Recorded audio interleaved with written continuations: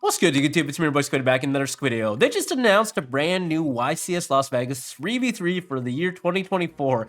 Yep, happening again in February, just like it did last February, where we had their first 3v3 YCS in Las Vegas. It seems like this is going to be like an annual thing, which is really, really exciting because I was actually at that one and I would love to go to this one. It seems just absolutely amazing.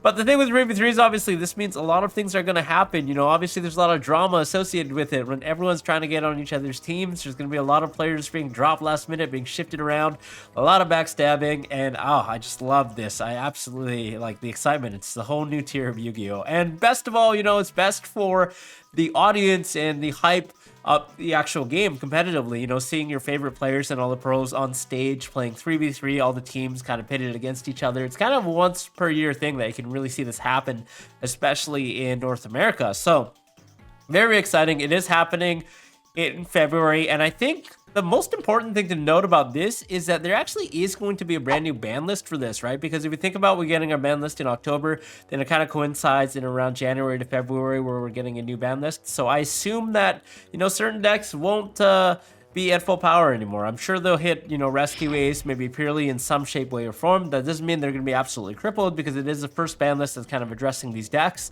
I think they will actually hit the consistency. But that being said, it's also very exciting because Phantom Nightmare is actually the pack that's getting released on February 9th, which includes a lot of new power-ups for the metagame in general. We're getting a lot of new upgrades. You know, we're getting the brand new Sinful Spoils / Snake Eyes support. We're getting Bonfire and Maze of Memories in January as well. So this is kind of the first event we're actually getting these cards at full power. And boy, does this set deliver. There are so many new combo. The power creep of the game just goes up so high with the new Phantom Nightmare. And we're going to see Fire Kings at full power for sure. That is an absolutely crazy deck in the OCG right now. The fact that Bonfire just leads you to full combo everything is just nuts.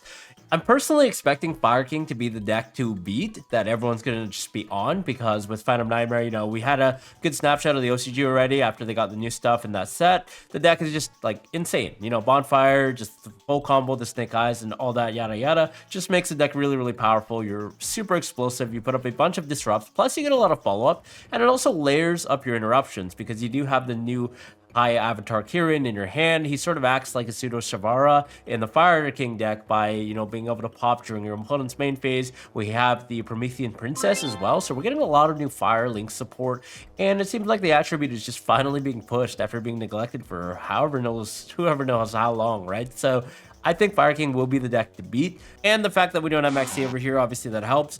I mean, the other thing to note is that a 3v3 is different from a traditional premier event because having the opportunity to play with two other players means that you actually reduce the chance of variance severely. Like, obviously this game has a lot of luck, but when you put three very, very powerful players together, that aspect of luck dwindles and skill really shines on top, right? It's not like you're playing by yourself or your personal record. If you lose 3 matches, you're out of the tournament. Well, now you have 2 other teammates alongside you, so the power of 3 together, ideally the average of your score is going to be good enough where you're actually going to top, right? So in the previous 3v3, I actually brought Dark Worlds to that YCS because, you know, it was kind of like, I thought, hey, it's a 3v3, you know, Dark Worlds sometimes break, you sometimes lose to Rise Hard or Shifter, but the chances of that happening are severely less than if I brought that deck to a YCS by myself. Then chances are I might just get variance and not do very well. But then, you know, I had the fallback, you know, the failsafe that my teammates were playing real decks, and, you know, I might be able to just surprise people by Dark World. So we might see that this event where people play a surprise deck with a lot of high variance, you know, potentially even a lot of combo decks like Vanadium, because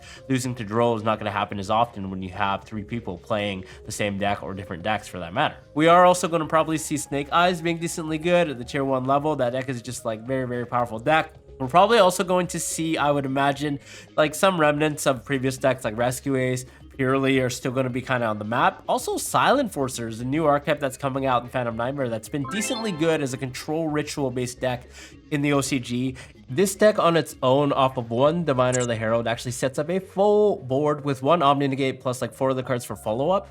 And it's basically a control deck. You summon out the new Skull Guardian dude who has an Omni Negate, and then you play the rest of your non-engine hand traps to kind of control the board. You know, you have follow-up on the next turn. So it's one of those very annoying decks to play against, but personally I'm excited because I've always loved ritual monsters, and Skull Guardian happens to be one of my favorite monsters of all time back in TP2. So yeah, I think I might might actually try testing that deck and see if it's seriously good. And I personally feel like Skullmeister is going to be an insane card for this event in particular because it stopped so many decks that activate in the graveyard, namely Fire King, Unchained. It stops the Silent Forcer as well, which actually happens to activate from the graveyard to Ritual Summon, and there are a bunch of other rogue decks that also activate in the graveyard, so this type of hand trap is always a no-brainer, I think, to side for this event. But yeah, honestly, I'm just really excited to see what happens at the event. And of course, Vanadium, you know, decks like this, I think they're still going to survive the ban list. There's not really any easy way to address decks like that. What do you guys think about 3v3 YCSs? Are they really fun for you guys to watch, or would you rather just play single YCS? Let me know in the comments below. I'd love to hear. If you guys haven't subscribed already, please do for the channel. And other than that, I'll see you all in the next video. Bye bye. Thanks for tuning in.